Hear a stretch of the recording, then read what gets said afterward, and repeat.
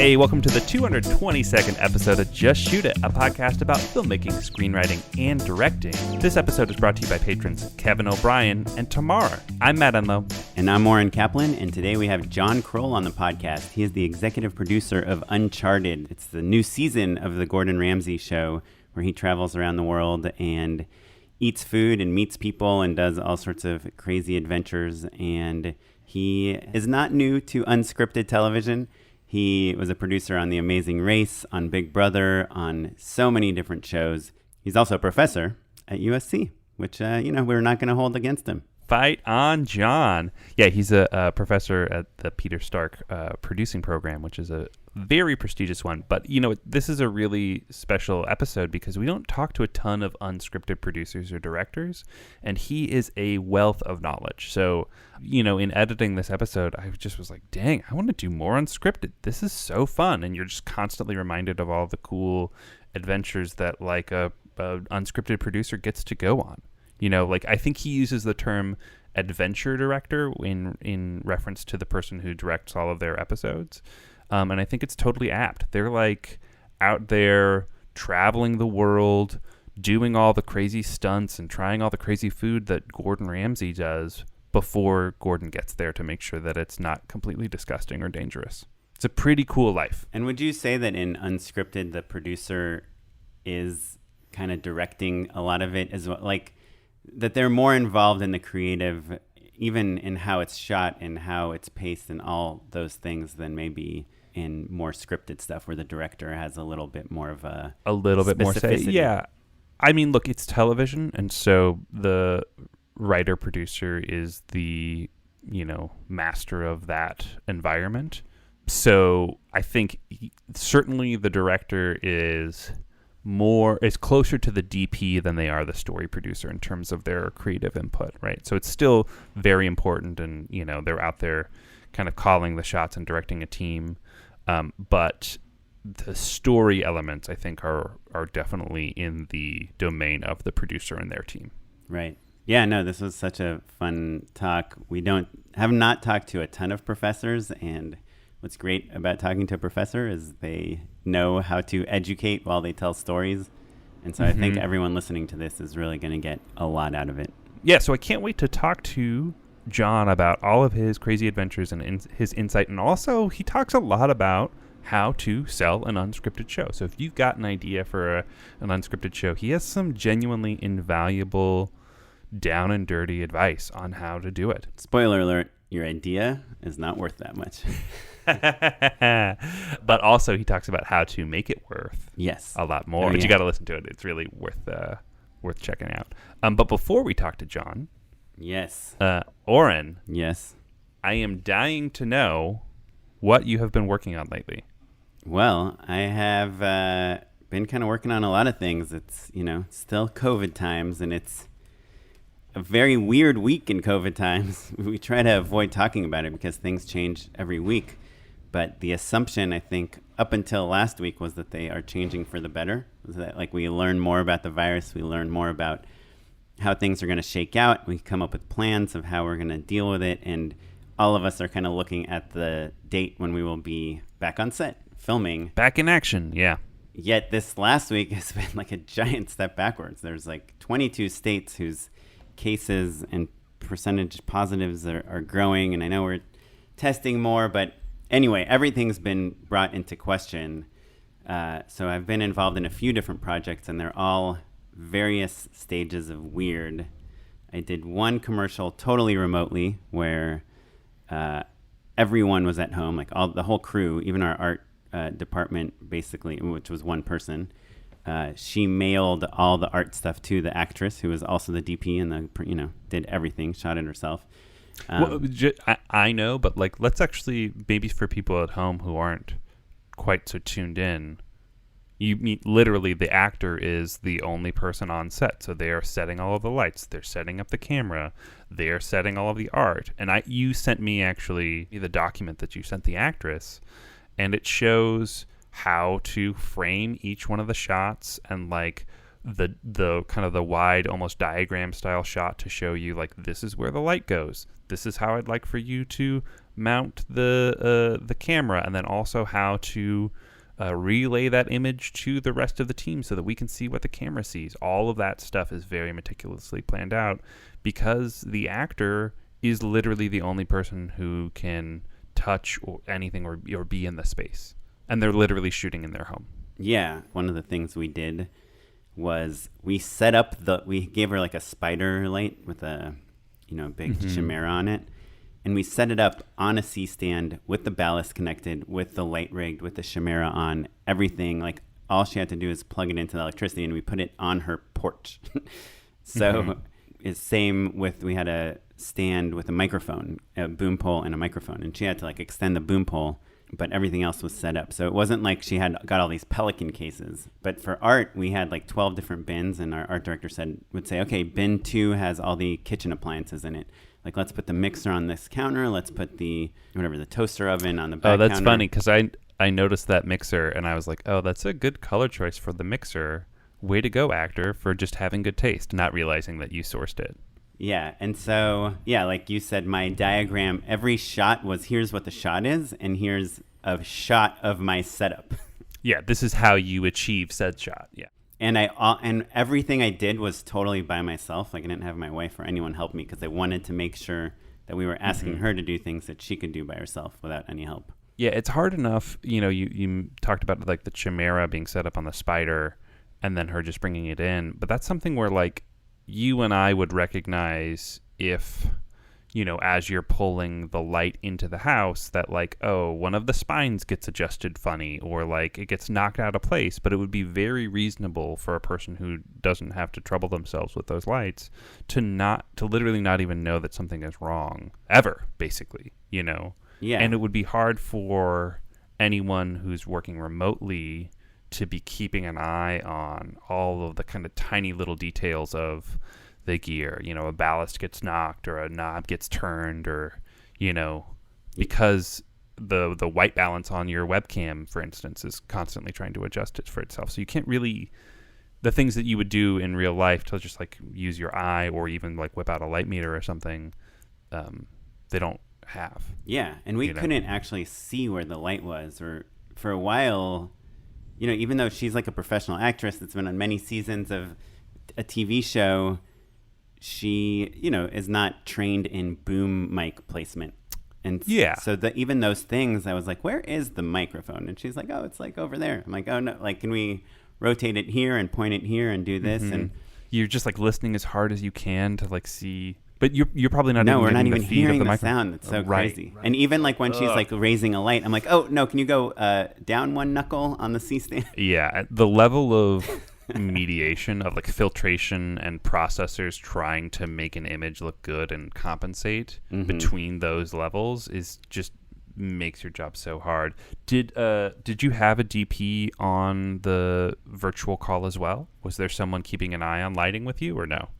No. I mean, there's... So you're juggling everything, basically. Yeah, there's like normal people that are like, oh, that doesn't look good, or there's a glare here or something, like just normal producers. But client people, non-technical people. Right. Yeah. But I did actually... we rented the light from Yuki, this DP I work with a lot, and I did send him a few screenshots, and I said, hey, what do you think about the lighting? Like, if you were shooting this... How do I fix this, or how do I plus this? Yeah. So... Yeah, it was. He'd always be like, well, why are you shooting this angle? I'm like, that's not what I'm asking you. Come on, bro. Yeah. That's really funny. But, that's crazy. I can't wait for the spot to come out, but we're also burying the lead, Oren, because I think there's another adventure that you were on literally right now. Yes. You are not in Silver Lake, California as we speak. No, you were in Silver Lake, Kentucky. Or Nulu, I think is the name of this neighborhood. And I didn't even really realize when I was flying out here that it's a little bit of like a hotbed of news at the moment. Political unrest. Yeah, so set the table for people. No one knows where you are, what's going on. So I'm in Kentucky. I'm filming a commercial for the Kentucky Lottery, which you've also done. Matt's also been here. Originally, the agency had sold the lottery an idea, which was it takes place in a supermarket where a lot of lottery commercials take place because that's where you buy lottery tickets. And the idea that they had sold was they were flirting with the idea of doing it all CG, like CG characters and all visual effects, and they would just shoot plates, and it would be an all Kentucky crew, and they're allowed to shoot to be up to 10 people together as long as everyone's masked, and they would shoot the plates, and then they just kind of needed a director that like understood visual effects and CG to kind of figure it out. So I was like one of the people on their list to talk to about that, and I did a lot of research. I actually talked to one of our listeners, Colin Levy, who is like a Blender genius and has done a lot of that stuff. And he more or less convinced me that on the budget we had, there was absolutely no way.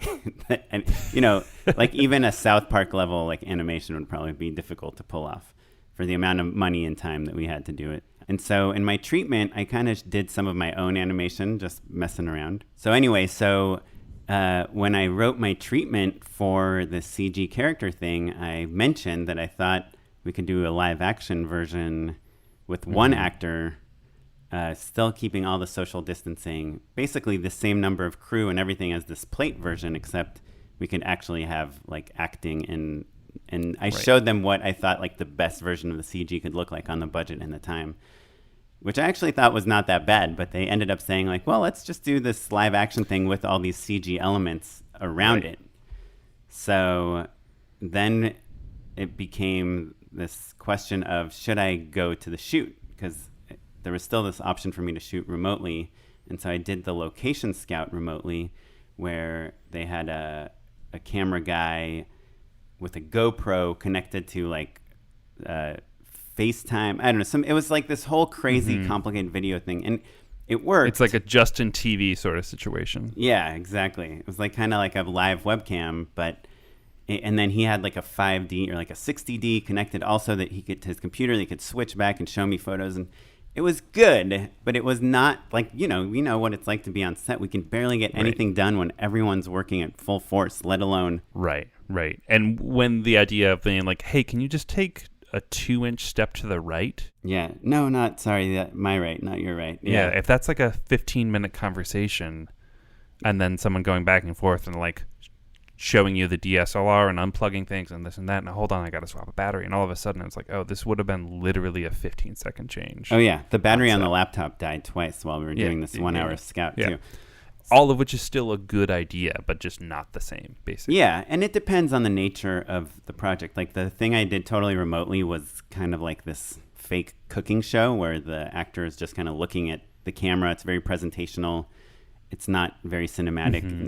That makes sense. You know, it's easy to shoot because it's like it's not that much coverage. It's designed for the circumstances that we're living in. This one was more like this woman running around a supermarket doing all these various things. So it's got like a genre element to it as well. And I just couldn't figure out. And I'm the type of director, I think most directors are, where like I really like to be in the location and I like to find the best angle, and I like to be a little spontaneous about it and say like be open to opportunities. Like, oh, look over here. What if we put the camera here, down here, up here? And so I got really worried that I wouldn't be able to pull it off from a distance. And so I talked to my wife and I talked to the producer and I talked to everyone. And I said, yeah, I think I'd like to come. I would be the only person flying in, like the DP, the whole rest of the crew is local to Kentucky or Cincinnati. And so I flew here. I did a little survey on Facebook of the most COVID aware airlines that people would recommend, and Delta more or less won. There are not a ton of airlines that fly from LAX to Louisville. It's pretty much Delta and American.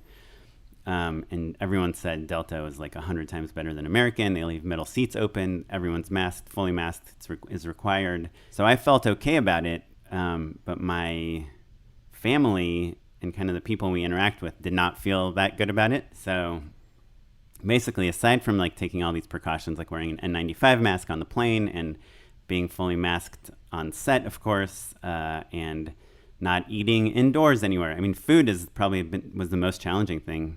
When I got to Kentucky, I got to my hotel at 10 p.m. and there was nowhere open to eat. Right.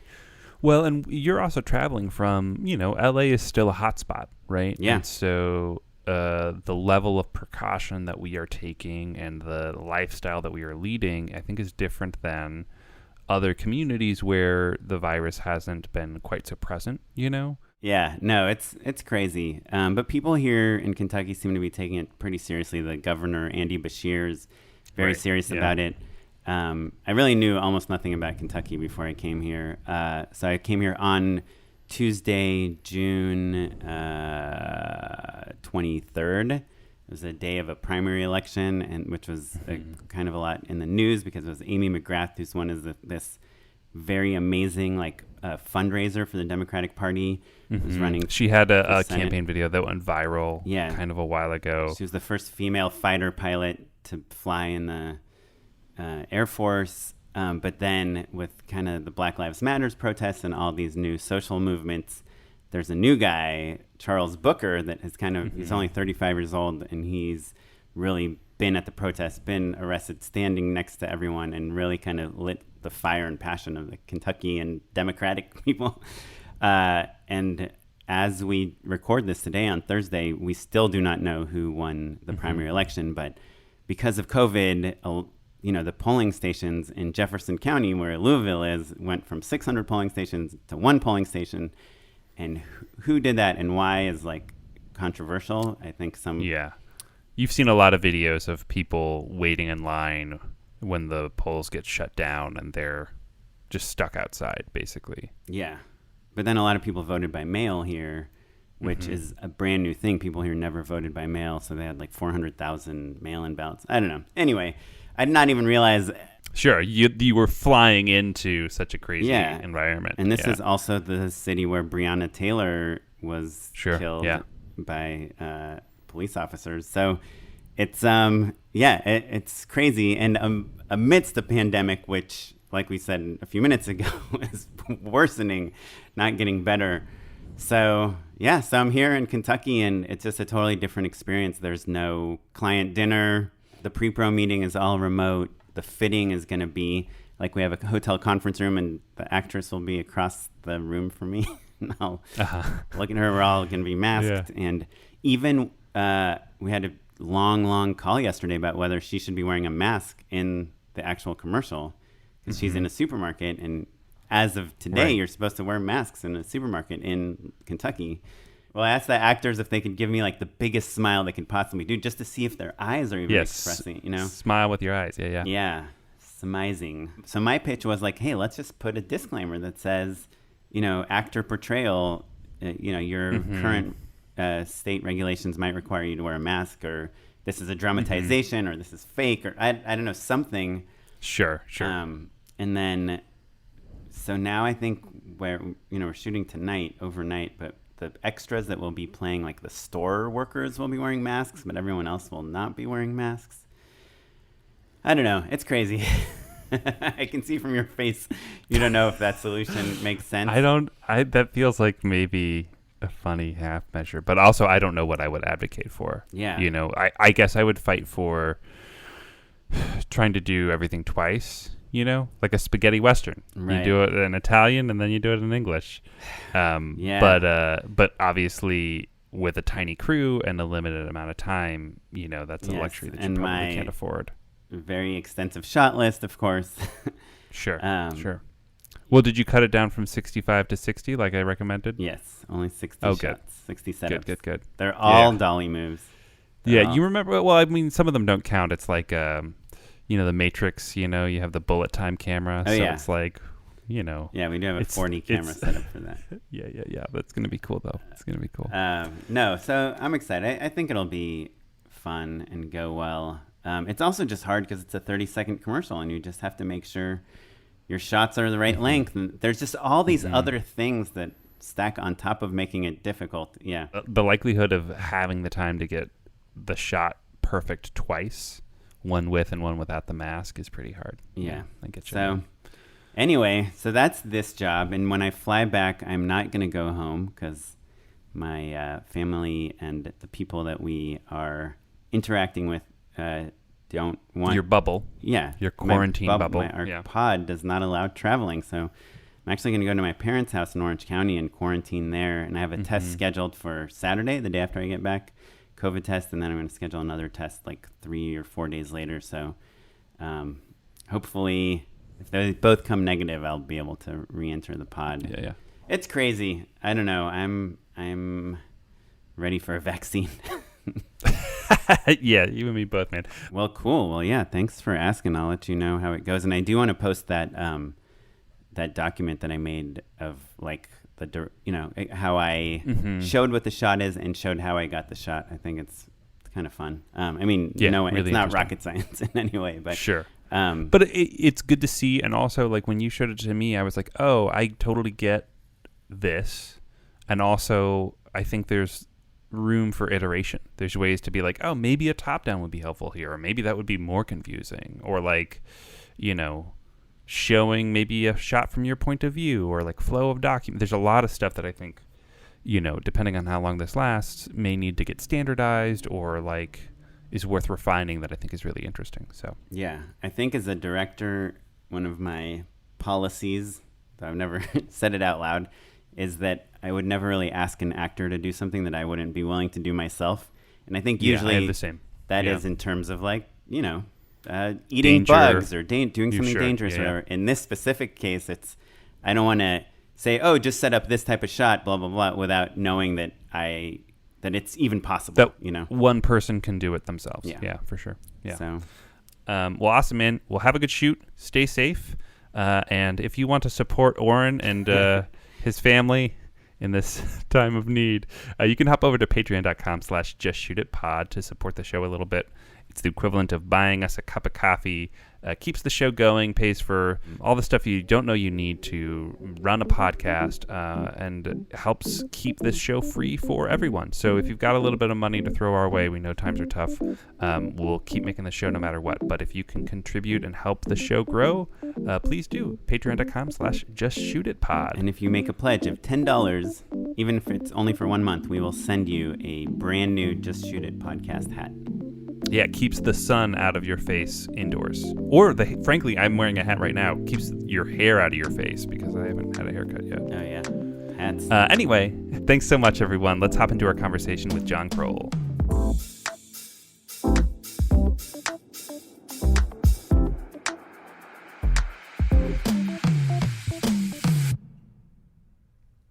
We are on with Jon Kroll, producer of over 200 shows and 1 Emmy.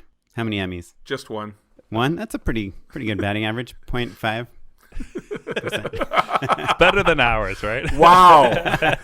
I'm supposed to win an kidding. Emmy for every show? That's harsh. It's called Build, Break, Build, John. We give you a big compliment, then we break you down, and now we're going to let you talk about how great you are. Well, and John, on top of all of this, you're also a professor at USC. So this is basically like $45,000 a year worth of information crammed into an hour interview. I'll do my best. Perfect. All right.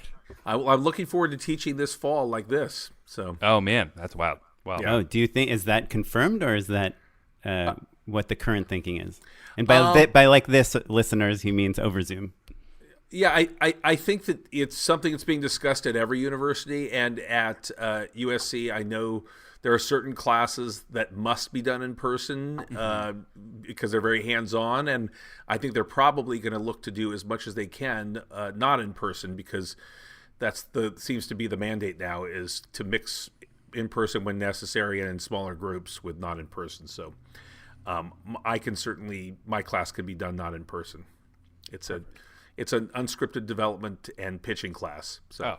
Look at that. That is awesome. Yeah, I wanted to touch on that a little bit on this conversation too, because I know a lot of our listeners are interested in pitching unscripted and scripted, and just kind of we actually just in our last episode got a question from a listener more about a doc style project and how to go about getting it made. And I think nowadays it seems like you watch some of the doc stuff on Netflix, and things like Making a Murderer, and even things like Uncharted, and that like there's a blur between kind of what we used to call reality and what we call documentary now that seems to be meeting in the middle. Yeah, I think that the line is much blurrier between doc and reality / other unscripted than it is between scripted and reality. Mm-hmm. All the talk about scripting reality, I mean, there are some shows where it's done within an inch of its life, but for the most part, there's some degree of authenticity to it. So there's a lot more share between docs and reality than there is between script and reality, I think. Well, and that's really the question I had for you, John, because having done like a little bit of that stuff myself, and a little bit of travel as well, seeing the stuff on Uncharted, you guys are traveling all over the world, right? And you've got Gordon Ramsay, who's like a superstar, obviously, and then also like these kind of like these moments that feel like they're, obviously there's a layer of planning to them, right? It's not like you're just going to show up and see what happens. So walk us through how pre-production and the planning of a show like this works for you. I'm really lucky that I'm getting to produce Gordon Ramsay Uncharted now, sort of after having done a lot of other shows, because it has helped me learn to really appreciate the things I have on this show. It really is a perfect show for me to be doing at this time, because in a world where the spectrum of unscriptedness of unscripted shows is all over the map, I have very little interest in doing overproduced, phony, pseudo-scripted shows. I really love the authenticity. It's why I got into reality in the first place. I love when you can get into moments and scenes that are better than anything you can script. And Gordon is the ultimate secret weapon in a project like that, because I can sort of put pieces in place and he enters the scene and makes gold. He really is that good. He's so savvy about it. And in some cases, the less he knows, the better. Like, we'll give him a couple of bullet points to hang his hat on and then just turn him loose. We'll say, make sure to ask this guy about what he learned from his mother. Or we'll tee up a couple of things that we've done. But really, most of what you see in Uncharted is Gordon interacting with these people in largely real time in a really authentic way. Do you ever have to like pause and say like, hey, we missed that line. Can you give that to us again? Or Gordon, can you just restate what you just said? I mean, he really doesn't, I hate to say it, but he doesn't miss lines. Like if they've told the whole story of, I'll give an example. In our episode in India, we talked about the area we were in was sort of the beginnings of the spice trade 5,000 years ago. And if he forgot to mention that it was 5,000 years ago and the contributor didn't, we would just say, hey, make sure you guys mention this or whatever. But it's all done as the scene is going on. We don't ever stop. Someone will just literally yell it, make sure you mention 5,000 years. Yeah. That's great. Right. Because once you break that mood, it's over. You want them to be having a conversation, especially because the people he's talking to are not experienced TV people. Right. For them to forget it's a TV show, they have to just stay locked onto him. So our goal is to let that process happen. And tell us about the logistics then. Like, how many cameras are happening? Are you calling shots into like a radio? Like, how are you communicating with the team, and what does that team look like? Sure. Well, I'll take you back. You asked about sort of the genesis of the episode, so I'll take you. We do a lot of development on paper and working with local fixers to try to develop the episodes and sort of find those countries or states that we can tick a lot of our boxes with. And just to clarify, a fixer is like a local producer. That's correct. Yeah. So when we go to Indonesia, we need someone who's an expert in Indonesia, who speaks Indonesian, etc.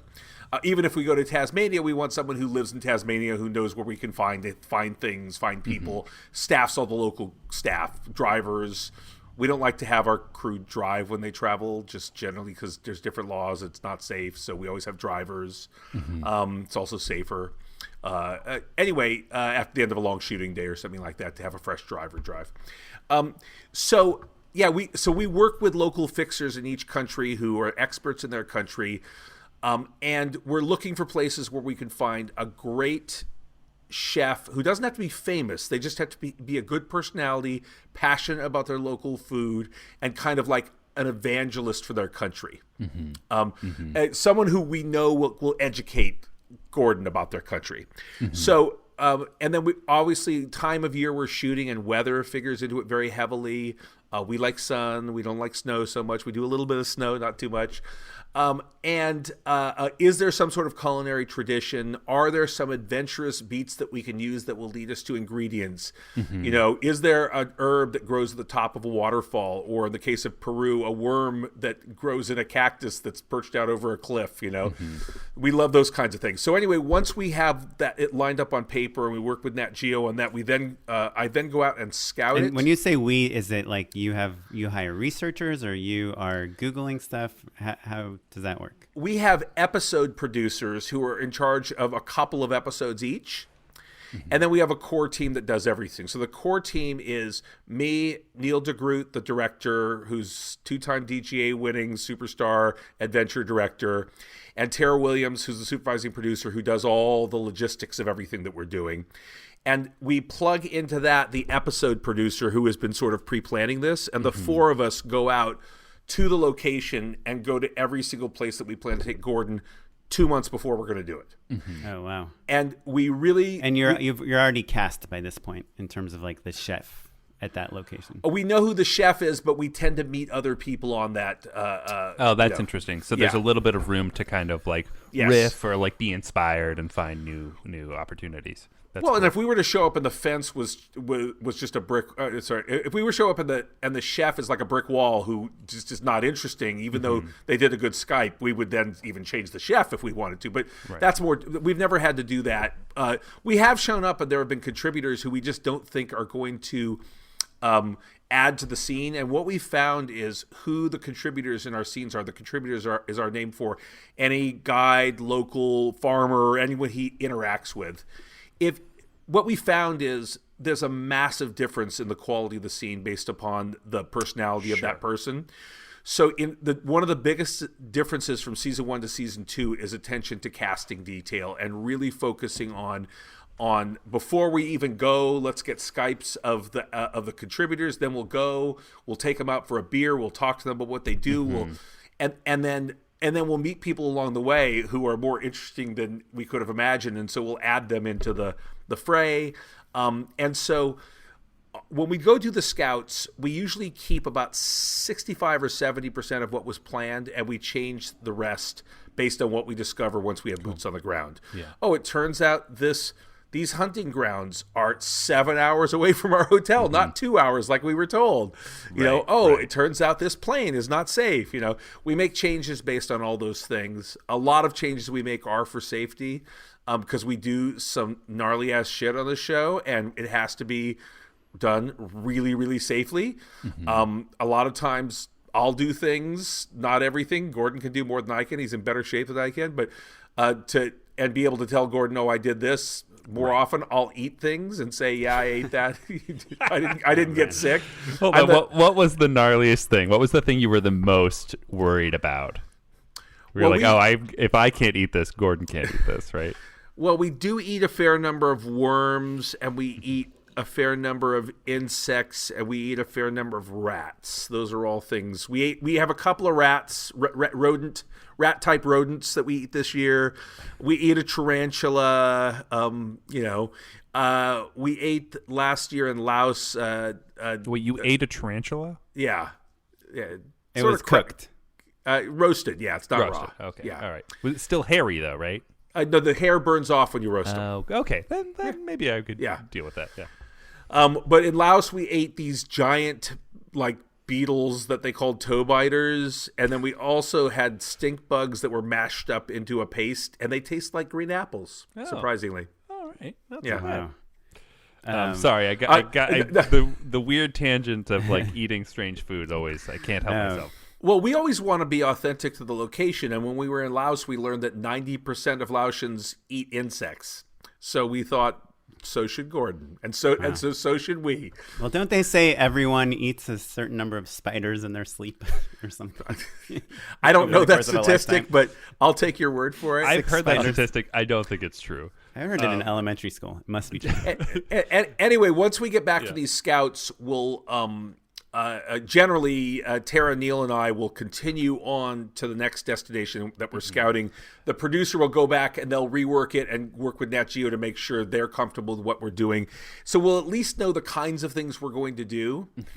Now, once we actually show up a couple of days before we start shooting with Gordon, and then Gordon shows up, we're willing to add new things at any time if we find something we love. And we'll go off on tangents sometimes that we weren't expecting to, because we believe you gotta to break a plan, you have to make a plan. So we go in with a really firm plan, but we're willing to diverge from that if something more interesting comes along, or if Gordon is just more interested in something. And what's an example of a plan? Like at 1 p.m. we're going to interview this chef. At 3 p.m. we're going to go to the farm where they get their dairy. Like that type of plan. We'll generally have something we do in the morning and something we do in the afternoon. And if we're having a lot of fun on our morning shoot, we may just keep going and shorten the thing in the afternoon or do it the next day. I mean, that stuff happens all the time. More often, our schedule gets changed due to weather. When we were in Alaska, we had to evacuate the area we were in because we were told that we'd be snowed in for a week if we didn't. So we have to work with weather. That's a different show pitch, John. Snowed in with Gordon Ramsey coming to Nat Geo. How many? Your main ingredient is snow. Now cook. Yeah. Sorry, going back to the Scout, I was curious, John. Are you? Is the DP part of that as well? Are you looking at lighting? How are you kind of approaching the visuals of it? Sure. Well, the way that the duties of the Scout are broken up is Neil DeGroot, the director, is in charge of camera. So everything camera oriented. That's it is, because these Scouts are incredibly expensive because they're shot all over the world. There's a lot of air travel involved. The DP is not on the clock yet. You'd have to bring them on just for this. He represents the camera department. Our episode producer is dealing with all the story components of the whole thing. The Tara Williams, our supervising producer, is in charge of logistics, money, lodging, everything, all the magic and fairy dust that I don't have to think about, fortunately. I'm more dealing with things from sort of the Gordon point of view and the network point of view to make sure they're going to be happy. I see. With all of those elements. And ultimately I have to, when I talk to Nat Geo, they want to talk to one person who they trust that says, okay, this is our plan. Trust me, I know this sounds weird, but it's going to be amazing. And for better or for worse, I'm the one that they trust to do that with. Gotcha. So you're kind of the adult in the room, I like to say. Yeah, it's, I mean, we have a pretty seasoned crew. This is not a show for first timers. Sure. We travel with a very small team, so everyone's got to wear a lot of hats and everyone has to get their shit done. So there are not extra bodies. The extra bodies we pick up as part of our location unit of the local people in each place, because each episode is a wonderful blend of local and traveling crew. Yeah. That's and are you guys kind of starting on the Scouts like on a shot list too? Is Neil DeGroot taking photos and you're thinking like, oh, this would be a nice drone shot. This is like, we should, figure out a rig for this rickshaw or something, like that type of stuff? Yeah, we do a lot of that kind of stuff, but also we arrive on set several days before shooting, and a lot of times that more detail-oriented things happens, and that's where we do have the DP with us, and we do it more of a tech scout. Gotcha. Yeah, that makes sense. That's great. I mean, all of this is built up to the idea that we sort of can create this world. We shoot 360 degrees. I mean, we don't want to shoot with too many. We shoot most of our material with 2 cameras because we don't want to shoot with too many cameras because we'll just end up shooting ourselves. Because we go where Gordon and the contributor goes, and sometimes that's not where we expect. Right. And our goal is to never stop them and just work with them. That's when we're at our best. So we may go in there and say, okay, they're going to go into this general world, and we'll start them against this mountain because it's a pretty background. And we may say, hey, Gordon, when you go into the scene, try and stay in that general area because otherwise you'll see the road or something like that. But we really want to give loose parameters and just let them go. Let free range filmmaking. Yeah. Yeah, so cool. I feel like what I'm hearing, and maybe the thing that Oren and I are the most jealous of, is like on our kind of travel jobs like this, it's all this preparation is what creates the opportunity to like make something that looks as good as your show does, but also have that spontaneity, Well, I think that for one thing, picking the right locations is a lot of the battle. Like everywhere we turned in Indonesia was a B-roll shot. like everywhere. We could have shot weeks of B-roll there just because there were so many interesting faces and people and places and landscapes and everything like that. If you're in a desert or a snowy destination, it's not quite so much like that. But like you're never going to be at a loss for great drone shots if you're shooting in a place that doesn't have a lot of cityscape around it. You're just going to be able to play the coastline, play the countryside, that kind of thing. Yeah, as you can see, we use a lot of drone, a lot of transitional B-roll.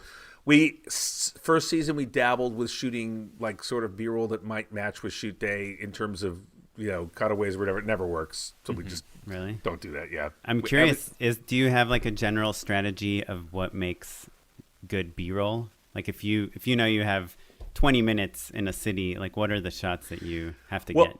Well, I think the key to getting good B-roll is diversity of imagery. So in other words, a lot of times someone will stay for 20 minutes in one place and shoot 6 different angles of it, and that's a complete waste of time. I want 1 or 2 good angles and then go somewhere else. That is a nugget, John. That is so good. With B-roll, you really want to move through a lot of material and set it up and get a couple of good shots, but I don't need 6 different versions of this. Find me one good one.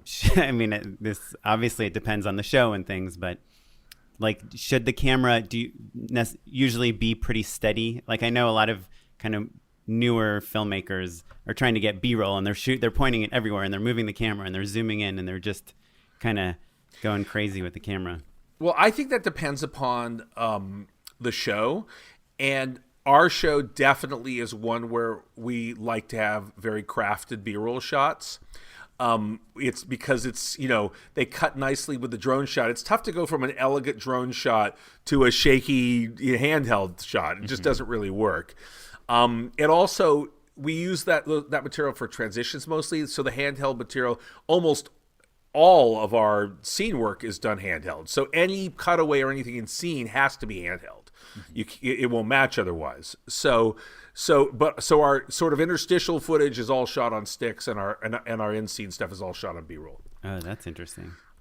We do shoot a certain number of food porn shots for the big cook at the end with on sticks, just because there is a desire for everyone to really be able to register what that dish was that they cooked. Sure. And do you use food stylists and kind of the normal way you shoot food? No. Fortunately, the chefs we're working with, both Gordon and the other chefs, are experts at plating and can make them look gorgeous. So, right. Well, on that front, actually, because you said you've got like it sounds like a DP, second operator, AC, drone op. Are you lighting much? Like how? Like no, it's all natural. It's interesting you should say that, because we rarely shoot at night. When we do shoot at night, it's more using IR or headlamp or things like that. We did a really cool scene in Alaska in season 1 with a guy who was cooking with seal. And that was at night in the cold, and we threw up a couple of lights for that. We'll throw up a light now and then. Sometimes in a car, you'll need something to hit the people's faces when we're doing driving stuff. But we don't do much lighting on the show at all. We shoot in daylight. It gets really challenging for Norway this year and Alaska the year before, because you do get more interiors. So we travel with a little bit of lighting, but it's a very, very minor part about the show. And what kind of cameras are you guys shooting on? We shoot on Sony F55s for the most part. They're monsters in terms of size, but the image quality is pretty spectacular. And we've talked about switching to a smaller body, but I don't know that that's going to happen right away. It's interesting. We use a lot less GoPro and specialty than I do on a lot of other shows, simply because Gordon is the greatest special effect of all. I mean, you don't want things that call attention to the filmmakers. You want to feel like you're with him on this journey. One of the great things about the show premiering on Sunday, June 7th is a lot of people have been locked up for a very long time, and it gives them a chance to sort of vicariously travel through Gordon. And I can't imagine someone more fun to travel with. Trust me, as someone who travels with him, traveling with Gordon is pretty awesome. You eat in good places, you meet cool people. And so I think it's really a really cool thing for people to be able to do right now with the world in the state that it is. Also, on a personal level, I was traveling for 4 months right before lockdown, so I've been enjoying my time at home. I feel very blessed that this didn't happen 2 months earlier or something like that. It is the vicarious travel through his eyes is important. So every time you cut to a GoPro, unless it's like a car POV or a snowmobile POV, it really kind of pulls you out. So like the body cams, we don't do those as much. Maybe if he's rappelling or something like that, it's just not a big part of our show. And then you have, I'm assuming, zoom, like kind of ENG style zoom lenses on. Yeah, we shoot with zooms and primes. All of our B-roll is shot with primes, and sometimes we do scene work with primes. But the bulk of the time, because we have to follow them where they go, we're on zooms. And Matt worked quite a bit for LN doing kind of travel jobs and things. So I know, Matt, you know a lot about this. I've done a little bit of unscripted things, but not a ton. And I've found, like when I had been on Matt's set, you see the camera operators that really know how to shoot this stuff. You don't really need to tell them anything. But when you have Gordon talking to someone, is it usually cross coverage, or do you usually try to do something different in each scene? I mean, usually it's a version of cross coverage, but keep in mind, we're not blocking them. We're not stopping them. It's the old, what was it? The story is that Spencer Tracy was shooting a film back in the day, and he does a take of it, and the DP says, if you could just step a little bit to the right, you'll be right in the perfect light. And he looked at him and said, "You follow me."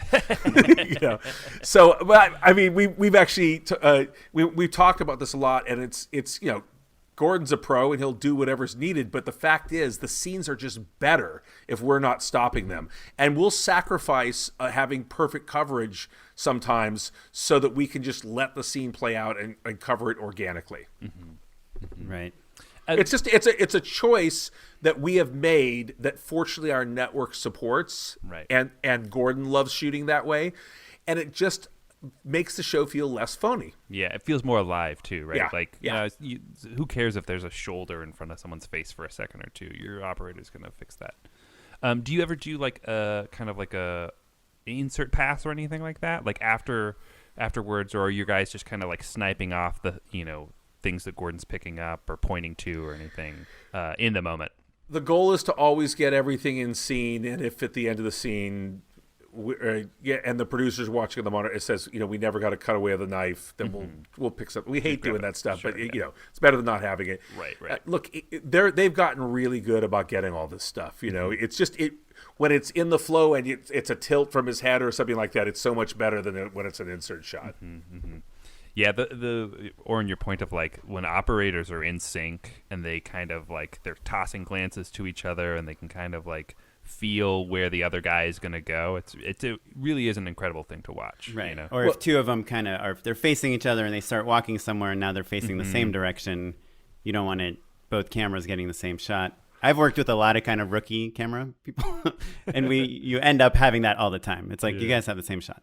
That's where our director comes into play, and Neil is watching all the angles on his monitor and is quietly radioing into them when they need to adjust and making sure we can do that. The goal is never to have anyone walk on set saying, "Wait, hold." We don't do any of that stuff. We keep going. We are a momentum show. Yeah. As a producer, obviously, you're also overseeing the edit. Is that true? Yes, that's true. And how much of how much crafting, like how different is the edit from what you guys shot? Is that another new phase of kind of reinventing the story? Not really at all. Not much less so than most other shows that I've done. We're basically taking scenes and cutting them down. I'm not saying they aren't crafted really well by our editors, but we're not adding artifice to it. We're just taking the best parts about the scenes and making them work. And frequently, if Gordon's enjoying a contributor, there's a great scene in Hawaii where he's with sort of this guy who makes poi. And the guy was just fantastic, and he had this laugh that sounded like a pirate, and that scene went on for like an hour. They were just having so much fun together. And we had to cut it down to 8 minutes or something like that. And so that's where it gets really tough, is there's so much great material for it. And so we try to add that extra stuff on sort of to digital content and things like that, so that you could see it on Nat Geo's site, that sort of thing. Or Gordon shoots a lot of stuff for his social media streams as well. Yeah. And is there, so like a lot of the shows you've worked in the past, even like an Amazing Race or something, which is a travel show as well, but it seems really rooted in drama, like of the competition and the relationships between the people, and can they work together or not work together. It's less adventure oriented than Uncharted. Yeah. Race has a whole 2 levels of conflict thing going on, conflict between teams and within teams. So that's sort of the dramatic material that drives that show. Our show, our ticking clock, is a big part about it. At the end of the week, he's going to be cooking this big meal, and he has to learn about this country and these people and these ingredients and figure out what he's going to do during, that time. So that's what really drives us. And once we're in a scene, like, we're rushing to get to scenes, but once we're in a scene, we really like to let it breathe and to let it feel not rushed, and not just get to the part about the ingredient, but just really let it play, And so where do you find, because, I think we think of Gordon Ramsay and think of like Kitchen Nightmares, or think of the times where he is basically telling people what they're doing wrong and trying to help them find the right way to do it. This seems a lot more of like a show where he's taking in, educating himself about other cultures. How do you find the conflict or the drama in Uncharted, or is that not really? No, Gordon was making shows back in the early zeros in the UK, in which he was more of a traveling explorer, and so the purpose with this show was really to channel that kind of energy, and he is very clear that he wants the chefs and the contributors to bust his balls and to push him to do more and to push him to explore, and he is just fine with being, the butt of some offhand comments from them, which you will see throughout the show. Usually it's the other chef that's doing that, but sometimes it's other contributors. In Guyana, we have an episode where we've got an Amerindian guy who takes him fishing, and Gordon keeps thinking he caught a bigger fish than this guy, but the other guy is just adamant that he caught a bigger fish, and he's just not backing down because he's Gordon Ramsay. He's just insisting he's got it. So we need people who will give. Well, we need people who will give it back to him, and when we have people who are just, we avoid people who are enamored with him as a celebrity, because the scenes will just die, because they'll just be like, Gordon Ramsay. So we much rather have people who don't know who he is, or who know who he is but just don't care. Right. In our New Zealand episode, Monique Fisa, the young chef that was on that show, was just giving him the business constantly. And he loved it. He's just like, "Oh, you're so feisty," and she is someone with her first restaurant was just opening. Like, she was a chef with the most to gain, and from him if she was going to kiss ass, and she didn't at all. So of course he's gone out of his way to make people know about her and stuff like that. So I think that we're kind of the antithesis of a lot of the other shows that he does, and it's. I think his experience of shooting our show is different as well, because these other shows that have hundreds of people on them, we have our small little unit. We may not have as many people handing him water when he wants it, but that's not what he's like anyway, so it doesn't really matter.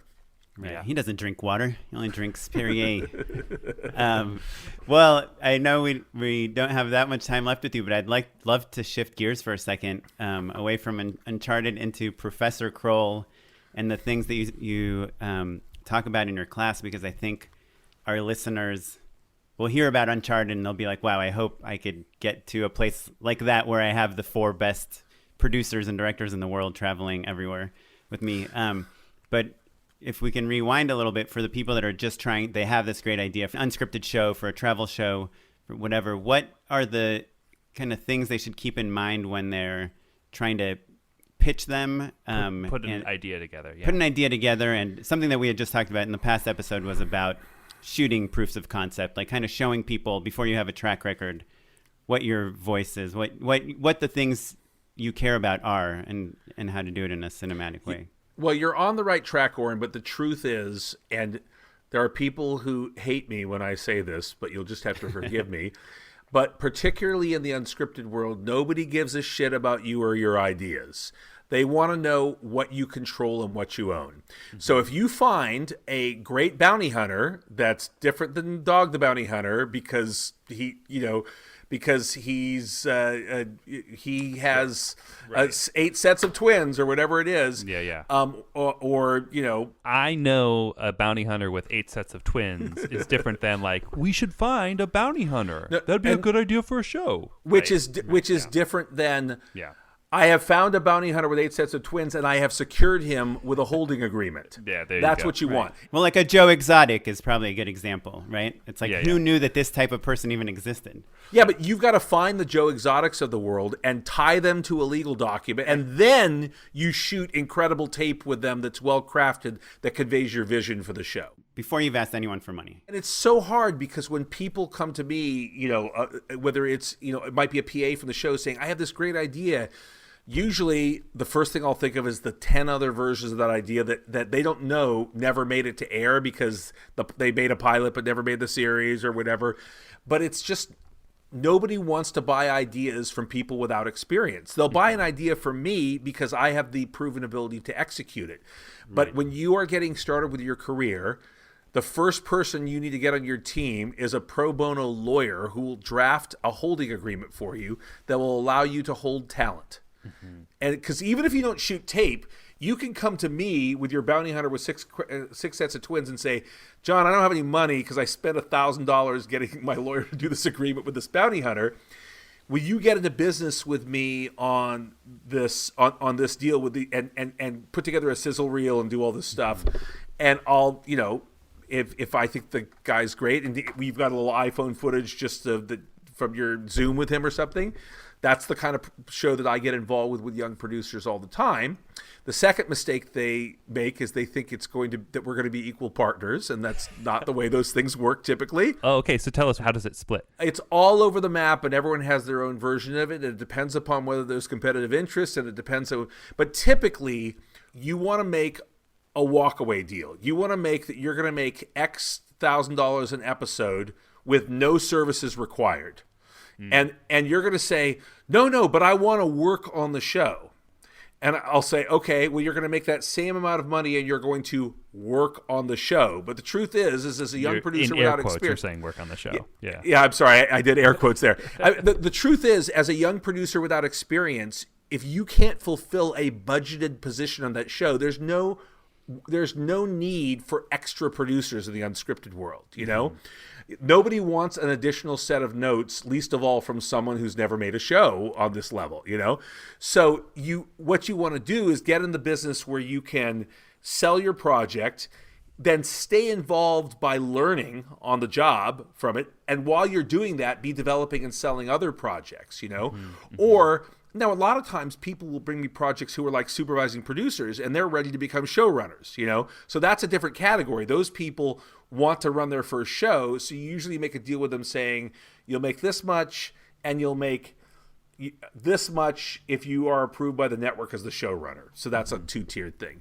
But when someone has very little on-set experience and doesn't have the ability to execute, it's very difficult to find a role for them that makes sense. Mm-hmm. And other people make deals with people and bullshit them about this, and I'm just honest about it, and sometimes people get angry with me about it, and I'm sorry. I'm honest with my students. This is awesome. This is like the gold of what so our good. podcast is. Well, and what's funny is I was on another excellent podcast, the Joke and Biagio one. Have you guys heard that one? I don't think so, actually. Producing Unscripted, it's called. It's a really interesting. Cool. I'll have to check that out. I know. I'm not to the unsolicited endorsements portion of your show yet, but we'll get there. But Good. Okay, awesome. They've been doing it forever. It's a couple that make unscripted shows. They do a lot of crime shows, and I went on their show and said this, and they're like, that's what we always tell people, and everyone thinks that they're going to start at the bottom, an executive producer or that kind of thing. Yeah. I'm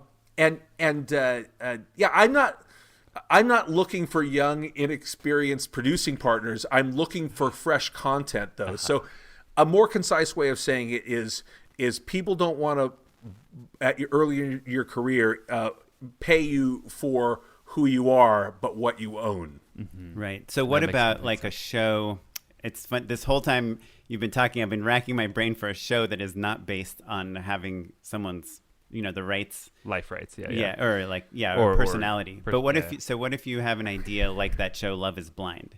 We're going to take... The versions of Love is Blind were pitched for years before. It took the right people coming in and pitching that at the right time to do it.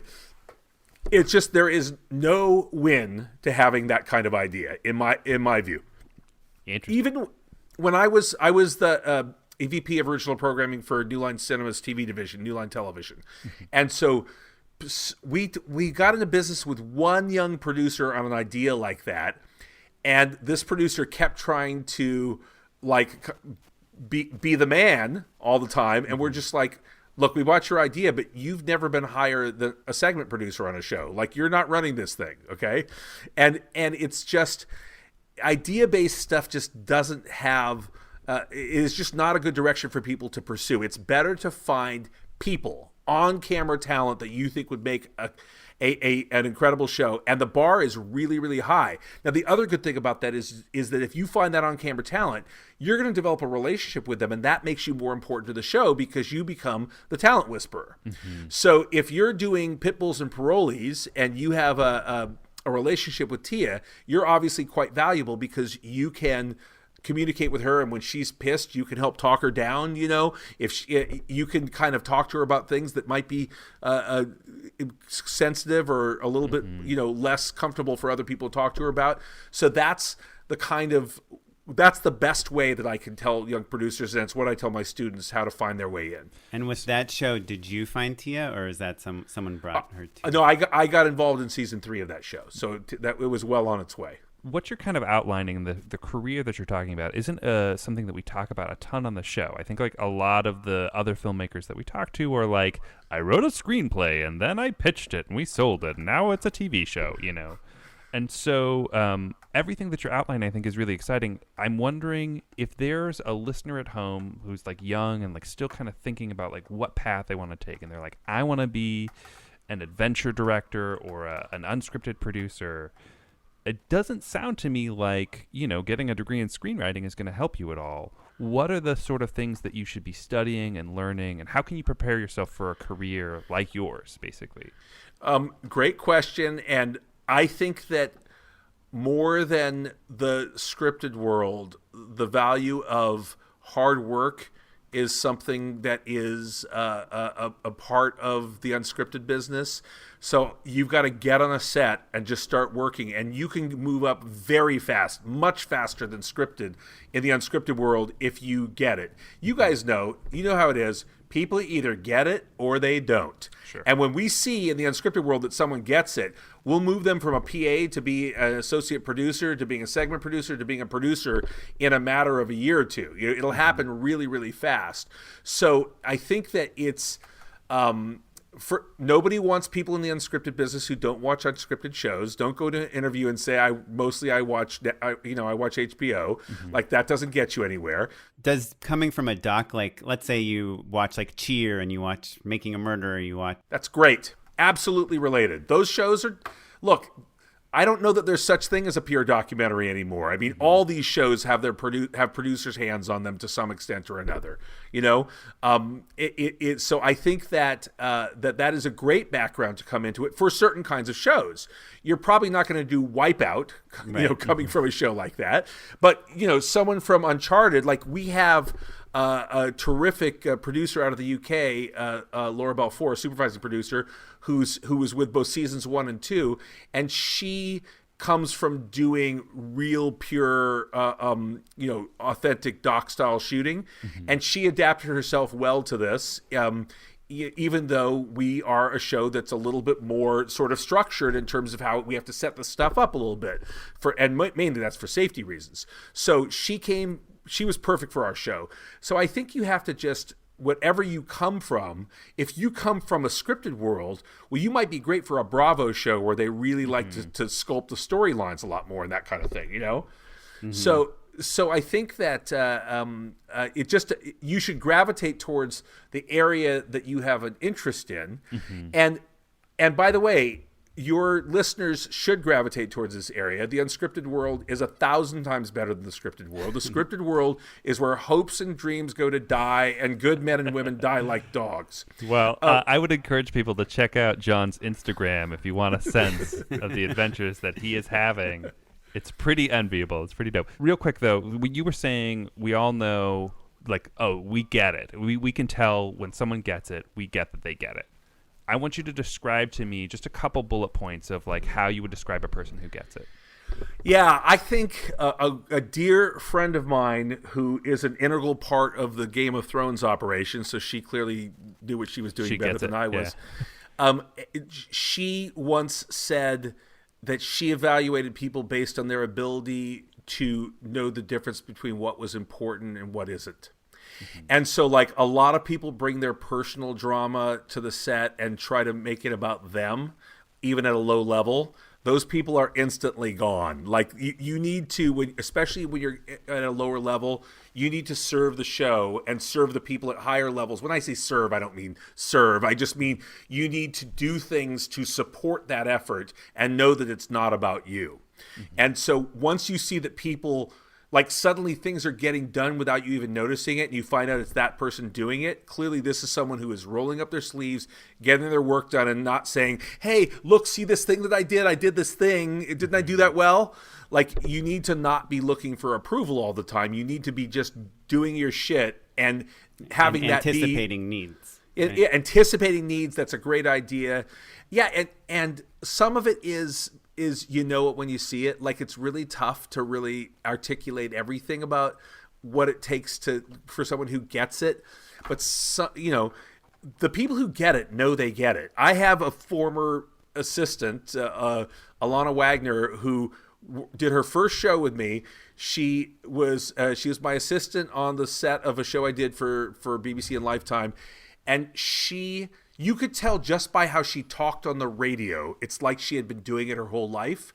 And she's now the supervising producer of Siesta Key and has gone on to great things. And it's like she got it. She clearly got it and moved her way up through the ranks rapidly because of that. And I think it's just, some of it's like, it's like scoring a touchdown. Act like you've been there before, Sure. Like, just you can't be like, we're on location. I'm so excited to be in showbiz, Yeah. It's that's not to say that you can't be enthusiastic and have a good attitude, but I think that the wide-eyed thing a little goes a long way, Yeah, and I think what you just touched on about the people that are bringing their own issues to set, like, I think a lot of them don't even realize it, but to me that's like the person that's like, sorry, my alarm didn't go off, and I had a really long night last night, and then you hear they were out at the drinking with some friend, Sure, yeah. Which is like, it's fine, you do whatever you want to do with your life, but that's like not what the type of personality that is going to kind of move ahead here, Right. Yeah, the other thing is like, don't be an asshole. Like, I know that seems really simple, but there are so many people who I have not hired because they kissed my ass, but other people said, oh God, that person was miserable to work with. Yeah. And I always respect people who own up to their mistakes as opposed to try and blame others. Like, I whenever someone is trying to dodge the blame and throw someone else under the bus, if someone's fucking up all the time, I can't help them. But if there's a really, really bad fuck up, takes more responsibility than they should, say, I'm really sorry I did this, then I'm going to start saying, okay, but that can't be the only thing. What else contributed to this? Like, that person's supervisor should have known about this too. Instead of saying, oh God, that person's horrible, I never want to work with them, I start looking at, okay, we've defined this. What else happened here? How did we get here? Yeah. Yeah. 100%. And that's how you get better, because I love when people make mistakes and learn from them and we can grow together, because it would be great to have the A+ crew all the time and have the A team with you always, but the good people keep moving up. So you have to keep finding other people that you can elevate. And that's much more so true in the unscripted world where people move up much more quickly. Yeah, that's awesome advice. And I think, just like a side note of something I've been thinking about for years, is kind of what you said in terms of, it's hard to just sell a show as your first job in that world.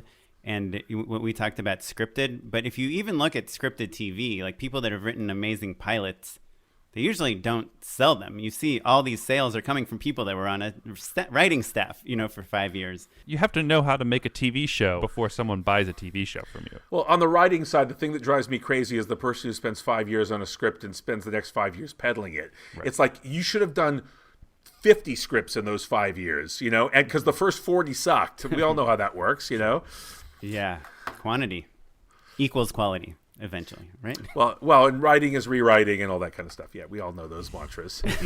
Well, awesome. Well, Jon, this is really so good, so illuminating, fun. And we will definitely check out Uncharted on Nat Geo on Sunday, June 7th. But before we lose you, do you mind joining us for some unpaid endorsements? Unpaid endorsements.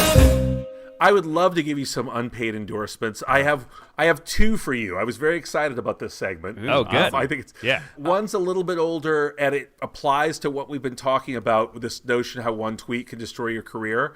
Anyone who has not read Jon Ronson's So You've Been Publicly Shamed should immediately download it, get it, read it. It's a fantastic read about that world and the two-edged sword that is social media. So that's a great read.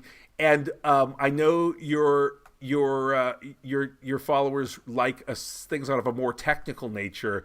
I'm really into the Moment lenses now. So the Moment lenses are made for your iPhone, and they have a special case that you get for it. I'm showing this on the video for I don't know if anyone sees this, but you. Oh, yeah.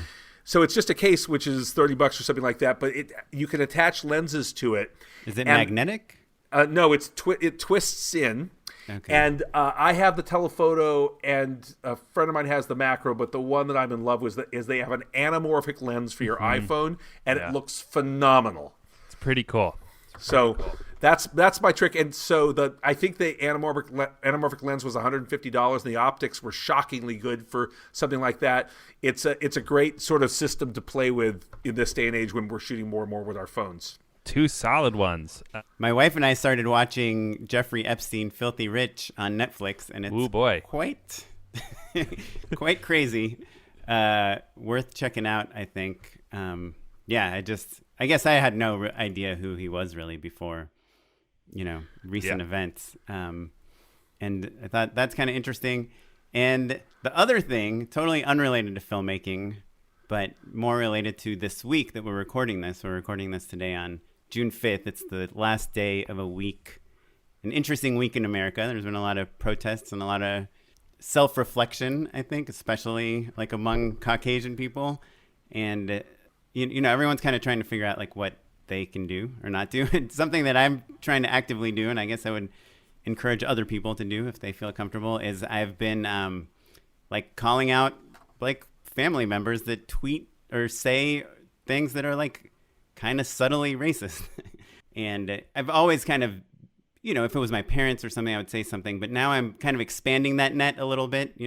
People are talking about it's not just not being racist, it's being anti-racist that is helpful. And I'm finding that it makes a difference, that people sometimes that you don't think would listen to you, or that you just assume, they support a different politician, or they are on a different side of the spectrum. They're not going to listen to me. Like, let's just agree to disagree. But I'm finding that like, you don't always have to agree to disagree. As long as you're nice and you kind of come in and try to understand their perspective, sometimes you can make a difference in showing people your side of the perspective too. And it doesn't always have to be black and white, or you're right and I'm wrong. But yeah, so I don't know. I've just been doing that a lot, and I have a lot of family all over the world, and where people are probably less sensitive about how they speak about other people. And we're in various WhatsApp groups, and I find that just this week I'm just like saying like, in times that I usually would not say anything, I am saying things, and I don't know. I feel like I think it's a good thing, and it's kind of making me feel stronger about what I think. So I don't know, kind of a random unpaid endorsement, but yeah. I do feel like this week, especially at the end of this week, it's good to be thoughtful. Yeah. Anyhow, well, I think actually my endorsement is going to bring us full circle. I think this actually maybe thematically works well for everything. The Moment lenses I think we have to leave out. But anyway, do you guys remember the song Friday by Rebecca Black? Yeah, Friday, from years ago, right? So there's this podcast called Decoder Ring that I've talked about before. It's a Slate podcast, but they basically they'll kind of take a cultural moment or something of significance and kind of get to the bottom of like why it became a thing, basically. And they've got their newest episode is on that song Friday by Rebecca Black, and it does a really fascinating job of kind of digging in on the fact that it kind of represents a shift in culture online, and that it kind of unpacks the way people became famous online before and then after her, and also the way that we treat each other online. Like she was a 13-year-old girl that we all loved to make fun of. Like Jimmy Fallon made fun of a little girl on television because she sang like a kind of bad song, but not even that bad, really. She did go on his show not long after, though. That's true. And Which and cool. unpacking that, like, what does a child do? Like, she did want to be famous on some level, right? So I think she's on the show. It's really fascinating. And so I think it kind of, I don't know, I'm a fan of the podcast in general, but this episode in particular just, like, felt very appropriate for everything that's going on, and also kind of, like, hit at a bunch of different levels. That was really fascinating. So... Rebecca Black. Decoder Ring Friday. Yeah. Who knew? Duly noted. Well, John, thanks so much for your time and for coming on the show, and for congrats on Uncharted, and congrats on finishing it in time for a pandemic. Yeah. Well, we've already been picked up for season 3, so we're already planning how we're going to shoot under pandemic conditions. So that's going to be a new adventure for us to talk about next year when we launch season 3. Oh, yeah. What if season 3 is like we're going to be inside of a sit-down restaurant? Well, The most dangerous place on the planet, a small restaurant that's packed. The interesting thing is that Uncharted is uniquely suited to be done under these conditions, because we go to places where there aren't very many people with very few people. So I'm hopeful that's going to lead to us getting out on the road pretty quickly. Yeah. Well, John, where can people learn more about you and keep track of you and make sure that they're aware of your adventures for both Uncharted and everything else? I most want people to watch Uncharted because I don't relish in the front of camera charm, but I have become close with many of my Instagram followers because I like to send out behind the scenes photos that I shoot during the shooting on my awesome. Instagram, which is at Jon F Kroll Kroll. And I would love to see you there. I communicate with people who are on there. I've sort of stopped using Twitter as much, but I'm at HippieKid, HippyKid. Perfect. Awesome. And Instagram is awesome. And that's another story. Let me guess. You were a hippie kid. I was raised on a Northern California commune without television or electricity. That was in your bio, and we didn't even touch on it. We'll have to have you back on. John, I'm looking at a picture here on your Instagram, and there's 3 cameras from Uncharted. This whole interview. They have an extra just in case. Okay. We sometimes shoot a 3rd camera. It's true. It's a BTS camera. Look, it's nice to have a wide. I'm just kidding. No, your Instagram is awesome. Yeah, the Instagram is legitimately awesome. As is ours, which you can find at Just Shoot It Pod, and you can learn about all the things that we talked about at justshootitpod.com. I'm at Mr. Matt Enlow. I'm at O'Kaplan on Instagram, and you can email us at justshootitpod@gmail.com and let us know what you think. Let us know if you have any questions for John. We'll pass them on for you. If you want to pitch him an idea, do not do it. I am subscribing to Just Shoot It Pod right now. There you go. Following, and I urge all of your listeners to do the same. Oh, thanks so much, John. Perfect. Well, our webmaster is Ewan Williams. The music you're listening to is from the Free Music Archive and the artist Jahzzar, and we will catch you next time. Thanks, everyone.